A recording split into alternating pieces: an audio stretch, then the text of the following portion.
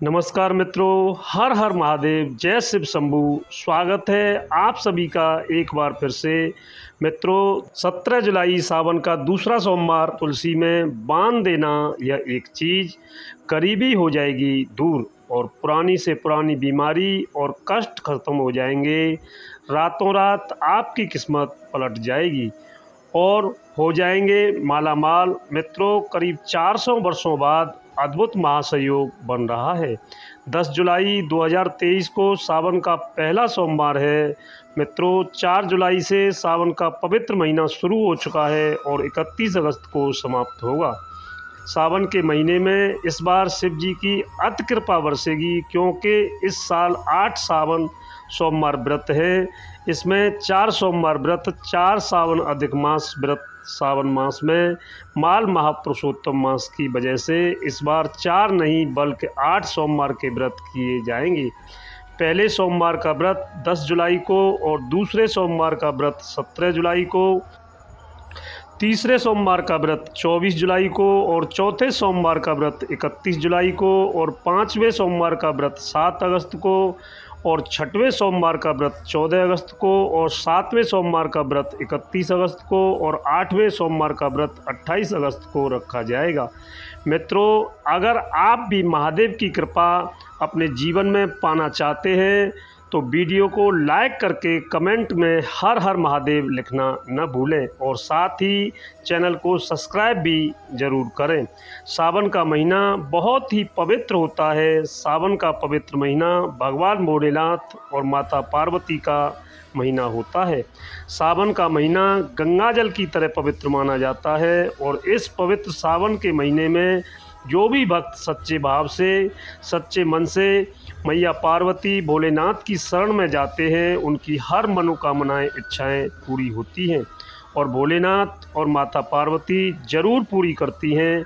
मित्रों, सावन मास में आपको कुछ करने की ज़रूरत नहीं है। शिवलिंग पर 1 लोटा जल अर्पित करने से भगवान भोलेनाथ आपके सभी संकटों को समाप्त करते हैं। शिव पुराण में बताया जाता है कि सावन के पवित्र महीने में घर परिवार में किसी एक सदस्य को 1 तांबे के लोटे में जल भरकर और उसमें थोड़ा गंगा जल डालकर शिवलिंग पर चढ़ाने से भोले बाबा आपको धन से मालामाल कर देते हैं। क्योंकि सावन मास में धरती पर आकर अपने हर भक्त के घर में वास करते हैं। अगर आपके पास समय न हो तो घर में किसी भी महिला को 1 लोटा जल अवश्य अर्पित करना चाहिए। मित्रों, भोले बाबा सच्ची भक्ति के भूखे हैं। वो आपसे कुछ नहीं मांगते। भावना और सच्चे दिल से अगर आप उन पर भी जल अर्पित करते हैं तो महादेव आपके घर में अपना स्थान बना लेते हैं। मित्रों, शास्त्रों के अनुसार कहा जाता है कि अगर आपके माता पिता नहीं हैं तो आप भगवान अपने माता पिता सच्चे हृदय से एक बार मानकर देखिए, वो आपकी हर मुराद अवश्य पूरी करेंगे, क्योंकि वे जगत पिता हैं। एक बार आप सच्चे दिल से पुकार कर तो देखिए, वो दौड़े चले आएंगे। मित्रों, कमेंट बॉक्स में ओम नमः शिवाय आप ज़रूर लिखें। भगवान शिव के लिए एक लाइक बनता है और हमारे चैनल को सब्सक्राइब करके बेल आइकन का बटन ज़रूर दबाएं। वैसे तो भगवान भोलेनाथ की पूजा में तुलसी का प्रयोग नहीं किया जाता है। इस बार सावन के पहले सोमवार को तुलसी का यह दिव्य प्रयोग आपको मालामाल बना देगा और आपके सभी कष्टों और बीमारियों को जड़ से ख़त्म कर देगा। मित्रों, तुलसी का पौधा तो प्रत्येक हिंदू घर में होता है, लेकिन बहुत कम लोग तुलसी के संबंध में शास्त्रों में बताए गए महत्वपूर्ण नियम नहीं जानते हैं। तुलसी की पूजा कैसे करनी चाहिए, तुलसी को जल कैसे देना चाहिए, तुलसी के पास कौन सी वस्तुएं शुभ होती हैं, आदि कई महत्वपूर्ण नियमों का पालन करना आवश्यक होता है।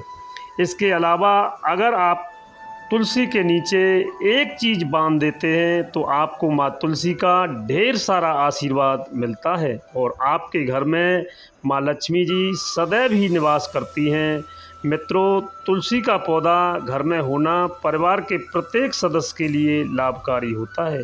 यह पौधा हर प्रकार से उपयोगी होता है और पुराणों के अनुसार तुलसी में देवी लक्ष्मी जी का वास होता है और नियमित रूप से इस पौधे की पूजा करने से लाभ भी आपको अवश्य मिलता है। लेकिन यदि आप तुलसी को घर में रखने के साथ ही उसके नीचे यह एक चीज़ बांध देते हैं तो आपको तुलसी लगाने का कई गुना अधिक फल प्राप्त होगा, क्योंकि इस एक चीज़ के बिना तुलसी अधूरी मानी जाती है। यह चीज़ तुलसी को संपूर्ण बनाती है और वेद पुराण में इसके बारे में विस्तार पूर्वक बताया गया है। लेकिन इसी के साथ क्या आप जानते हैं कि सावन में तुलसी की पूजा करने से भगवान श्री विष्णु और माता लक्ष्मी जी अतिशीघ्र प्रसन्न हो जाते हैं और आपको आशीर्वाद मिलता है और जीवन में वह खुशियाँ मिल जाती हैं जिसके आप हकदार हैं। लेकिन तुलसी के नीचे यह चीज़ बांधना भी बहुत ज़रूरी है। मित्रों, आगे बढ़ने से पहले आपसे रिक्वेस्ट करते हैं वीडियो को लाइक ज़रूर कीजिएगा। मित्रों, भारत ही नहीं बल्कि संसार के लगभग अधिकांश देशों में तुलसी को बहुत ही पवित्र दृष्टि से देखा जाता है। अनेक औषधीय गुणों से भरपूर तुलसी धार्मिक महत्व भी है। अनेक अनुष्ठान और तांत्रिक प्रयोगों में इसका उपयोग होता है। पुराणों में तुलसी को भगवान श्री विष्णु जी की पत्नी होने का गौरव मिला है। इसके साथ ही तुलसी जगत जननी भी है, परमात्मा के अनेक दुर्लभ वरदान में से एक हैं। तुलसी के विरवा को अमृत कहा गया है। जहाँ तुलसी का पौधा लगा होता है वहाँ ब्रह्मा विष्णु शिव यानी देवों का देव निवास होता है और तुलसी की पूजा करने से महापाठक भी उसी प्रकार नष्ट हो जाते हैं जैसे सूर्य के उदय होने पर अंधकार नष्ट हो जाता है। और शास्त्रों के अनुसार जिन घरों में तुलसी का पौधा हरा भरा रहता है उस घर में सुख शांति और समृद्धि बनी रहती है। भगवान विष्णु जी की पूजा और प्रसाद में तुलसी के पत्ता होना बहुत ज़रूरी माना जाता है, क्योंकि इसके बिना पूजा अधूरी मानी जाती है। इन्हीं कारणों से सभी हिंदू परिवारों में तुलसी का पौधा लगभग होना ज़रूरी होता है। अगर आपके घर में तुलसी है तो सुख शांति और समृद्धि के लिए तुलसी माँ को चुनरी अवश्य उड़ानी चाहिए और तुलसी माँ को चुनरी उड़ाने से आपके घर में सुख समृद्धि आती है। अक्सर लोग जाने अनजाने में कई गलतियां कर देते हैं। वह तुलसी का पौधा तो लगा देते हैं लेकिन तुलसी माँ को चुनरी नहीं उड़ाते, जिसके कारण उन्हें शुभ फलों की प्राप्ति नहीं होती है। तुलसी माँ के ऊपर चुनरी जरूर बननी चाहिए। तुलसी न केवल एक पौधा है बल्कि वह हमारी माँ के समान है। कई घरों में तुलसी पर चुनरी उड़ाकर रखा जाता है लेकिन इसका ध्यान कुछ लोग ही रखते हैं। आमतौर पर लोग तुलसी को लाल रंग की चुनरी उड़ाते हैं, लेकिन मंगल कारक बुध है और बुध और मंगल मित्र नहीं है, इसलिए कई लोग गलतियां कर देते हैं, काफ़ी पुरानी हो जाती हैं या फिर अन्य कोई शुभ दिवस पर, लेकिन आपको वह बदलना चाहिए। बल्कि साफ़ सुथरी चुन्नी होनी चाहिए और बिना चुनरी के माँ इच्छा पूरी नहीं करती हैं।